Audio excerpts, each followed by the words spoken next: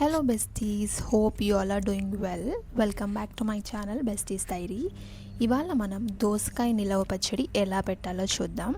దోసకాయ నిలవ పచ్చడి పెట్టడం ఇది నా సెకండ్ టైం. ఫస్ట్ టైం యావరేజ్గా ఉండింది, బట్ ఈసారి పర్ఫెక్ట్గా కుదిరింది. సో ఎలా పెట్టానో చూద్దాం.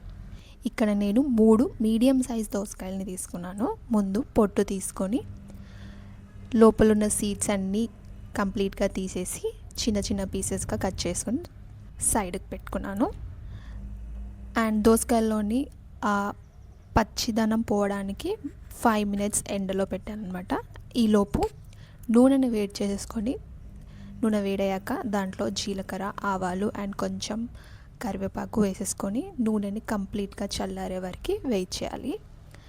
వన్స్ నూనె కంప్లీట్గా చల్లారిపోయిన తర్వాత ఒక బౌల్ తీసుకొని దాంట్లో 2 కప్పులు ఇందాక కట్ చేసుకున్న దోసకాయలు యాడ్ చేసేసుకొని 1/2 కప్ పొడి కారం అండ్ 1/4 కప్ ఉప్పు, 3 tablespoons ఆవాల పొడి వేసేసుకొని కొంచెం పసుపు అండ్ కొంచెం అల్లం వెల్లుల్లి పేస్ట్ వేసుకొని ఇదంతా ముక్కలకి పట్టేలాగా నీట్గా మంచిగా మిక్స్ చేసేసుకున్నాను.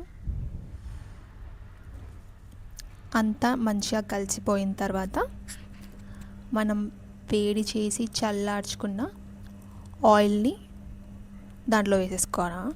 అండ్ ఇక్కడ నేను అంత ఆయిల్ వేయలేదు, ఓన్లీ 3/4 కప్ ఆఫ్ ఆయిల్ వేసాను. ఆయిల్ ఒకరికి తక్కువ ఉంటే ఇష్టం, ఒకరికి ఎక్కువ ఉంటే ఇష్టం. సో చూస్తూ కొంచెం కొంచెం కలుపుతూ మనకి టేస్ట్ ఎలా ఉంటుందో దాన్ని బట్టి ఆయిల్ వేసేసుకోవడం బెటర్.